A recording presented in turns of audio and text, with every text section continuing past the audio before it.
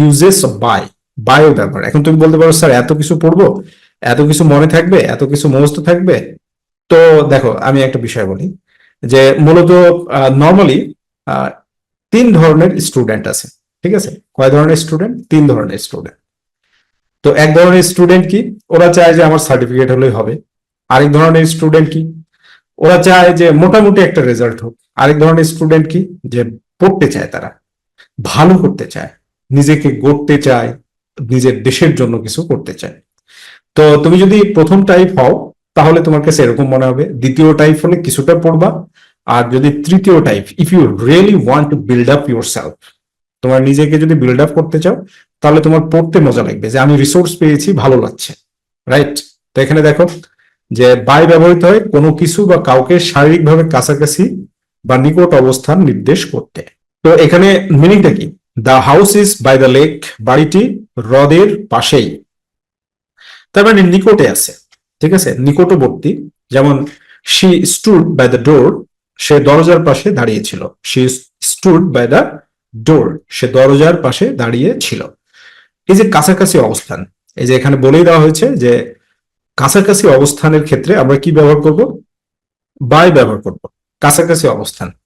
যেমন তুমি বলতে পারো there is a shop by my house, যে আমার বাড়ির কাছে একটা দোকান আছে।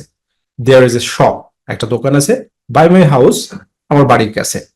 সো কাছাকাছি অবস্থানের ক্ষেত্রে আমরা কি ব্যবহার করব? বাই ব্যবহার করব।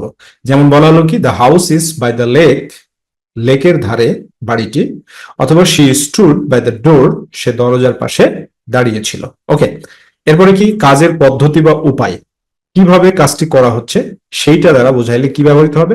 বাই ব্যবহৃত হবে। যেমন দে ট্রাভেলড বাই কার, তারা গাড়িতে ভ্রমণ করেছিল। বাই মানে গাড়ি, তাহলে গাড়ি, বাইসাইকেল, এরোপ্লেন, রাইট? তারপরে কি, I send the package by mail, আমি পার্সেলটি ডাক যোগে পাঠিয়েছিলাম। বাই মেল বলতে কি, ডাক যোগে, বাই মেল, ডাক যোগে পাঠিয়েছিলাম। সে solves the problem by using a calculator, সে ক্যালকুলেটর ব্যবহার করে সমস্যাটি সমাধান করলো। এই যে পদ্ধতি, রাইট, এই পদ্ধতির ক্ষেত্রে বাই ব্যবহৃত হচ্ছে। এরপর দেখো কর্মসূচনা বা নিষ্ক্রিয় রূপে। তো এখানে কি বলা হচ্ছে যে বাই সাধারণত নিষ্ক্রিয় বাক্যে কর্মটি সম্পাদনকারী ব্যক্তি বা বস্তু নির্দেশ করতে ব্যবহৃত হয়। যেমন the book was written by J K Rowling, যে আমরা যে বলছি না যে কোনো কিছু দ্বারা কোনো কিছু করা হলে বাই প্রিপজিশন ব্যবহৃত হবে। তো বাইটা তো শুধু মানে এতদিন আমরা যেটা জানলাম সেটা তো আমাদের কনসেপশনটা ভুল ছিল না। বাইয়ের ব্যবহারে আমরা প্রথমে কি জানলাম, যে কাছাকাছি কোনো কিছু আছে সেক্ষেত্রে বাই। তো তুমি যদি এরকম বলো যে আমি মানে তোমাকে হয়তো বাড়ির বাড়িতে অনুষ্ঠান হচ্ছে, তোমাকে কে বলছে তুমি কোথায় ছিলে, আমি তোমাকে খুঁজে বেড়াচ্ছি। তো তুমি এটা ইংরেজিতে তুমি যদি এরকম বলো যে I was by you, I was by you, আমি তো তোমার পাশেই ছিলাম, right? I was by you, আমি তো তোমার পাশেই ছিলাম, লাইক দ্যাট। সো এগুলো হচ্ছে wide conception, right, and advanced. এগুলো তুমি পড়বে, জানবে, আর অ্যাডমিশন টেস্টে গিয়ে মজা লুটবে, চাকরি বাকরির পরীক্ষায় গিয়ে মজা লুটবে। আর পরীক্ষাতে যে 5 মার্কসের প্রিপোজিশন, এইটা এগুলো পড়ার পরে তোমার কাছে একেবারে পানির মতো সহজ লাগবে, ঠিক আছে, পানির মতো।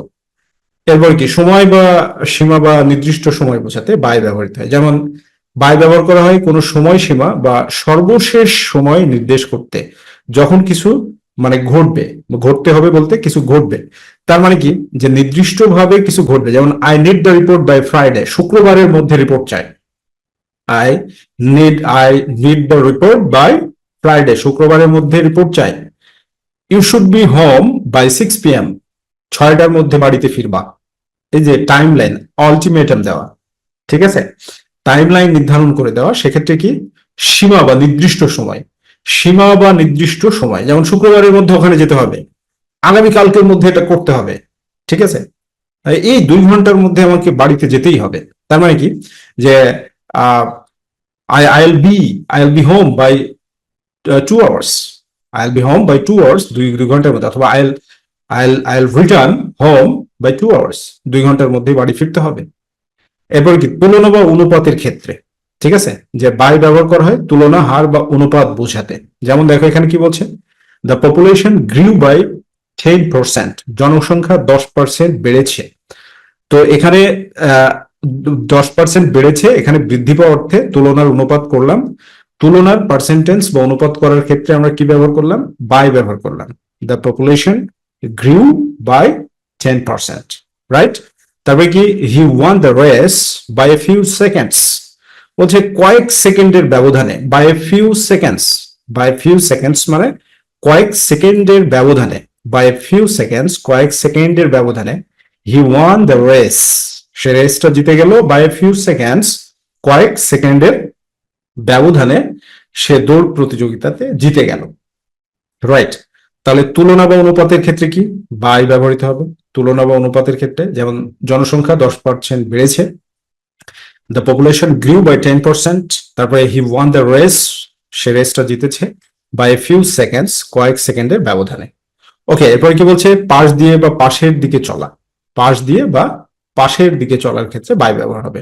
পাশ দিয়ে বা পাশের দিকে চলার ক্ষেত্রে যেমন কি, we walked by the river, আমরা নদীর পাশ দিয়ে হাঁটছিলাম, হেঁটেছিলাম। We walked by the river, নদীর পাশ দিয়ে। I passed by your house on the way to work, আমি কাজে যাওয়ার পথে তোমার বাড়ির পাশ দিয়ে গিয়েছিলাম। I passed by your house, আমি তোমার বাড়ির পাশ দিয়ে গিয়েছিলাম। I passed by your house, আমি তোমার বাড়ির পাশ দিয়ে গিয়েছিলাম। On the way to work, কাজে যাওয়ার পথে। On the way to work, কাজে যাওয়ার পথে, right? So this is huge. যে জিনিসগুলো আমাদের জানা দরকার সেই জিনিসগুলোকে উদাহরণের সাথে সুন্দরভাবে দেওয়া আছে। আর এই বইটার বেনিফিট কি, এটা তোমার কাছে থাকলে বলো দেখি আমাদের বইগুলো। কারণ according to this book we provide lecture on YouTube, Facebook page, right? So at the same time তুমি বই পাচ্ছ, লেকচার পাচ্ছ। So what should you do? Collect this right now if you really wanna acquire English, getting A plus. তুমি কি A plus পেতে চাও? So collect this one, right? Collect। আর বই তো ফ্রিতে দেওয়া যায় না, তাই না? এটা প্রিন্টিং কস্ট আছে না? তোমাদের কাছ থেকে কি এই যে মানে শুধু পড়ানোর বিনিময়ে কি টাকা চাচ্ছি আমরা? Of course not, of course not. এটার প্রিন্টিং কস্ট আছে, তার বিনিময়ে তুমি নিলে নাও, না নিলে না নাও, সেটা তোমার ব্যাপার। It's your turn, right?